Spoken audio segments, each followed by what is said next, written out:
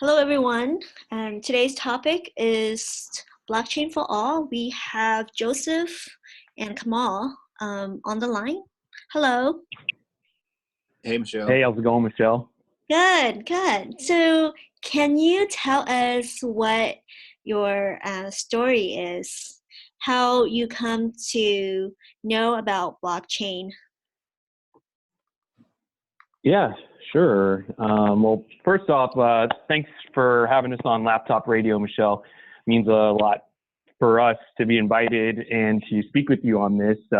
Once again, my name is Kamal Hubbard, and how I came across blockchain was actually there on the campus of Stanford University.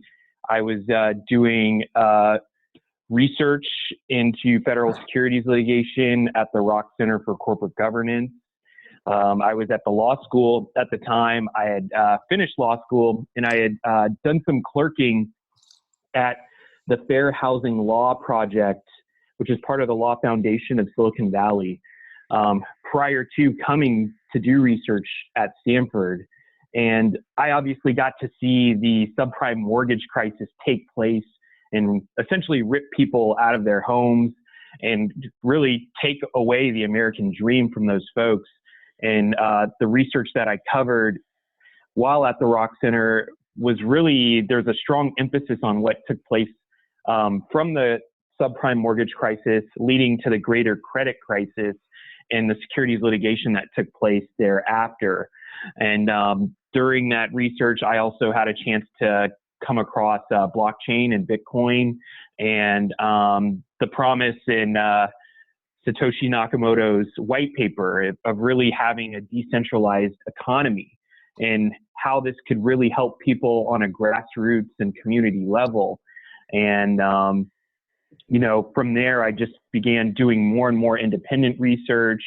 I became a certified fraud examiner, became an advisor to multiple projects in the space, and really just trying to find a way that blockchain can bring greater equity to communities that are underserved and obviously unbanked and under everything else through the economy that we have in place now. And had a chance to meet Joseph and link up, and I'll actually pass it to him so he can give his introduction and how we came together.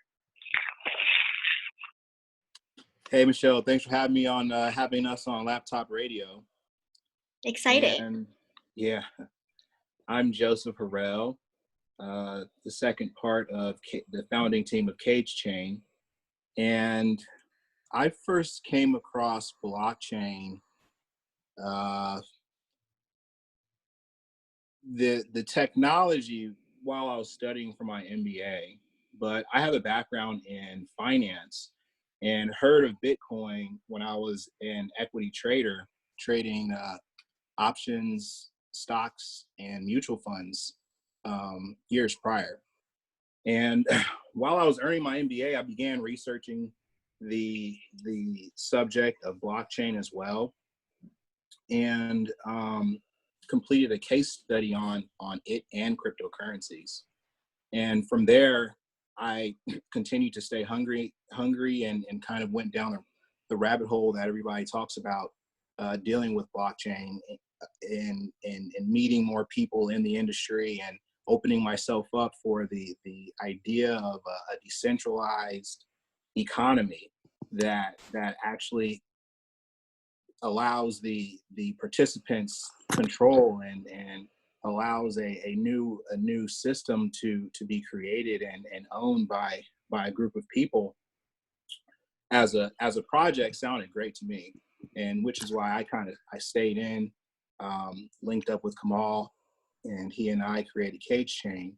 And our initial reasons for wanting to be in business initially was for teaching our friends and family about blockchain technology and cryptocurrencies.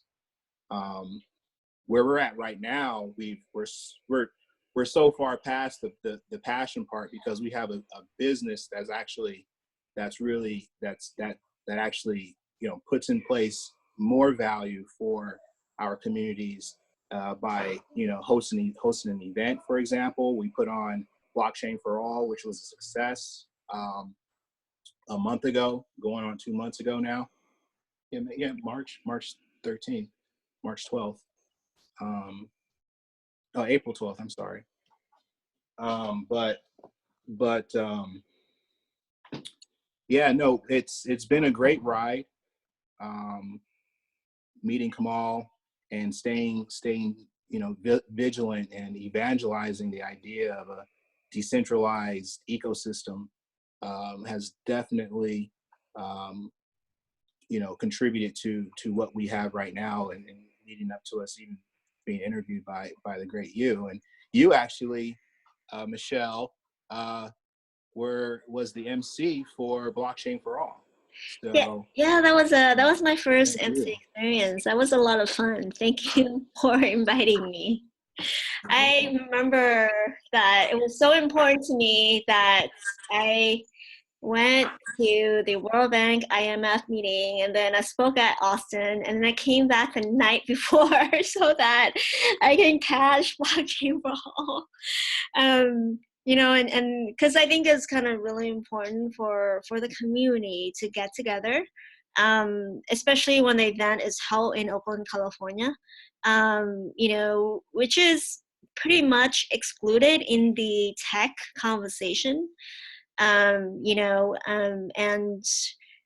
when you look at Palo Alto, just in terms of cities, and San Francisco, and then of course the Silicon Valley, Oakland is usually not mentioned in entrepreneurship and in innovation. And I think, we should, or I recommend that we start looking at building that bridge for innovators in Oakland and that community to build and innovate and to be supported by different resources. And I think Blockchain for All is very important because we need to begin, and somehow we need to begin by bringing awareness and education to the community so they really know what the emerging technology is and what changes so that they can start building. Absolutely. I wholeheartedly agree. And also want to thank you again for being our co-MC the day of the event. It means a lot given your busy schedule. And I really appreciated the way that you were able to share your passion for this industry and all the great things that can be done if we all come together. And like you said, start building bridges and empower communities who traditionally haven't had a say in, when we talk about Silicon Valley, but this is really the global conversation.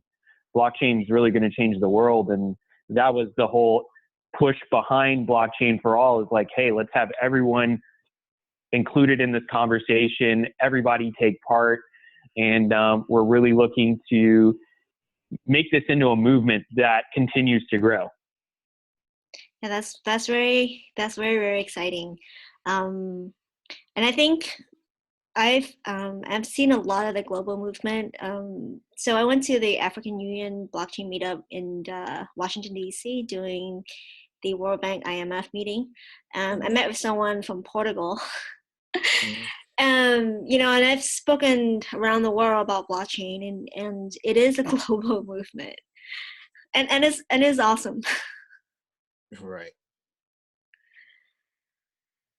Yeah, Um, no, yeah, we actually, I think I posted an article recently with regarding one of the global banks, and we appreciate that they are exploring this emerging technology, and it's up to folks like us that um, that believe that this works and have come together at a unique level to contribute value, and for folks like them to be involved is great. I really appreciate that, their bids of support for what we do. And yeah, we're here to make sure that there's things that stay above board, which is why we stay involved in the industry. We have our own projects that we manage and make sure that the projects that we're, working with have some standard. And, it's a level of independence that we have. And I actually pat everybody on the back that continues to support the blockchain industry that are in for what they do to be, great people. Yeah, so Kamal and Joseph, I mean, we were members of the California Blockchain Advocacy Coalition, and I think last year we helped pass two bills. One of them is adding blockchain to the Uniform Electronics Transaction Act, and the other one is really stock issuance. And it was significant because for the first one, we allow a working group, and we are continue to help California and making laws that would affect the industry. And I know that you guys are a big part of it, of course, right? I thought that was like super fun and awesome. What do you guys, what do you guys thought about that? Like, do you guys have fun? Well, no, well, I thought it was, just like you said, it was awesome. It was great for all of us to be able to take part in that. And, in a lot of ways, there's a lot of great people doing their own work in this industry, but for us to kind of come together in a lot of ways, kind of like the Avengers, right? To kind of go to Sacramento, and all of us who have done so many great things and worked on so many great initiatives to really be able to have a chance to speak with lawmakers and legislators in Sacramento and have them, kind of dispel the myth from the reality in terms of what blockchain is, what Bitcoin is. And, I thought it was pretty exciting. And it was also a chance to once again, to be able to educate the people who make the decisions for us. Yeah, no, I agree with you. That was a lot of fun. I was just thinking how random it was for me because I remember I was on Facebook, and then the next thing I knew, there was an event that popped up that says, "Oh, we're going to talk about going to Sacramento to talk about smart contracts and blockchain," and I just signed up for it, and I just went the next day. So, it was pretty amazing for me. And meeting you guys were super awesome. And I just always felt like a community, on your Telegram channel, Cage Chain, and also meeting the everyone in the Blockchain Advocacy Coalition, was super delightful. So I'm always very I think it's very important to begin to talk about some of the fundamental concepts, that could apply and make sure that they uphold to a certain standard, like you said. So did let's go back to blockchain for all. So it was awesome. I really loved the event. A lot of people showed up. I got a chance to talk to a lot of the people. I thought the panels and the content were awesome. What do you guys had a good time there? Yeah, no, I definitely want to say I had a great time, and it's important for me to take a moment to mention sponsors, media partners, and I kind of want to start from the top. Thank Alt Market for their contributions.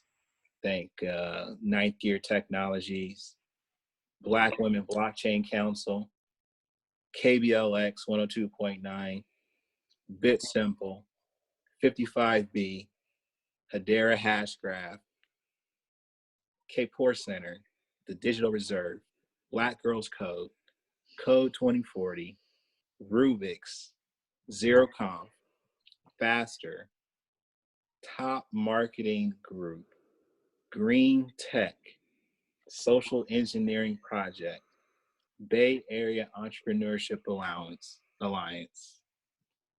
the Tau Community, Event Chain, Crypto Marketing, the Gene Effect, Street Smarts, and Oakland Blockchain Developers. Thank you all for making Blockchain for All a success. Wow, that's a long list of Yeah. sponsors. Yeah, and I think that just also shows that, going back to your point of trying to build bridges, there are organizations out there who want to build those bridges and want to open doors for everyone to do this. And I think, can't thank our sponsors enough in participating with us and helping us show the community that, yes, one, we want everybody to be here. We want everybody to participate, and we want blockchain to be for everyone. So I think we're getting one step closer. And, I think to kind of just give some constructive criticism to this, I mean, when we think like historically, when it comes to just the subprime mortgage crisis and how some of the most vulnerable communities were the ones that were affected the most by those misdeeds, I guess, of certain folks. There's some degree of reluctance and a little bit of mistrust too. And that's really something that Joseph and I at Cage Chain, we have to really, we struggle to really, once again, demystify the myth from the reality. And we've had an academic, both of us are academics. We take an academic approach to this, but we want to bring it down to a level that everyone can understand. And we're always open to having any sort of conversation with the community. Joseph's done a great job in helping organize not just the sponsors for this event, but we've had a talk at a church earlier this year where we got to once again speak to people in the faith community on a community level about blockchain and how it's going to change things, and encouraging people to get some degree of presence in the industry. You don't have to own cryptocurrency, but learn about what this technology is so that when it's adopted in your organization, you can be somewhat of an expert or have some sort of foundational knowledge in this, and it'll help you in your career in terms of your job. I agree. Thank you for that, Kamal. True. Yeah, no. So it's been that what he just said is a fantastic report. That's a great thing to say and what he did say. Are you guys gonna do the blockchain for all again? Yes. Awesome. Yeah. We're actually, going to take a little bit more time to plan the next event. And, we really want to take it to the next level. And, we want to have, clearly more community participation, because when it comes to the blockchain community, they really showed up. And now what we need to do is, once again, it's going to take a little bit more work on Joseph and my end to really get the community engaged and involved, and, kind of move past their skepticism and their preconceived notions in terms of, how this could possibly be detrimental, or how this is a waste of time, or how, essentially any negative thoughts around this, and just get people to a place of just being objective and listen. And I think we need to do the same thing again. It would be great to do it once again at Jeffrey's Inner Circle, and just have food, have a friendly environment, and lots of information and knowledge that people can share, and not feel intimidated to ask questions or anything like that. Awesome. I wanted to talk about just really 3 important concepts that you want blockchain for all to um, to convey for the world, for everyone? You know, like what are your three most important concepts that you want to share about blockchain? I think Yeah, we've talked a little bit about equity, but I'm not sure if that's the one of the main one. yeah. Well, let's keep it simple for people that, you know, don't are not familiar with blockchain. And I think security is first and foremost. Hmm. Um, and transparency is important. And the third part is community. And if we were to talk about, you know, security is priceless. So no matter what it is that you're securing, um, do your you know, experience the security that this industry has to offer. But the businesses that are slowly and you know, adopting this technology are exciting businesses. And these businesses that are adopting this technology have come up with new ways to secure uh, your your experience dealing with it, interfacing with the internet and interfacing with the cyber world. So you know, there. And then on the transparency part of it, that's a decision. That's a decision that the community has decided to base our founding principles on, or is, you know, being transparent. You see the activity. You know, you can see it 24 hours a day. The auditability of the of, of the blockchain is very important. And community, like, you know, what we have going on is for everybody. What we're trying to do right now is not in centralized in nature. um, from the outset, we actually want to do this for everybody. We want the um, path ahead of us to be, you know, inclusive for everyone. And that's just, you know, if I were to just kind of talk about three and then elaborate on those three, that'll kind of be where I would, you know, stand. Yeah, no, I love the three principles. I think those are really, really important. Well, if I had to give three quick ones, and I think it's a lot of what we've already touched on. I mean, one is education. You know, everyone can educate themselves on this topic on whatever level that they can feel comfortable with, at whatever speed and pace they would like to absorb that information. You know, I mean, like I said, I learned most of what I know about blockchain through independent research, and also like getting involved, you know, in meetups and meeting other people, seeing what they do, seeing how things work. The second thing, you know, is equity. You know, allowing this decentralized framework to bring equity to situations and people who aren't able to get it through, you know, current means and current channels of our society.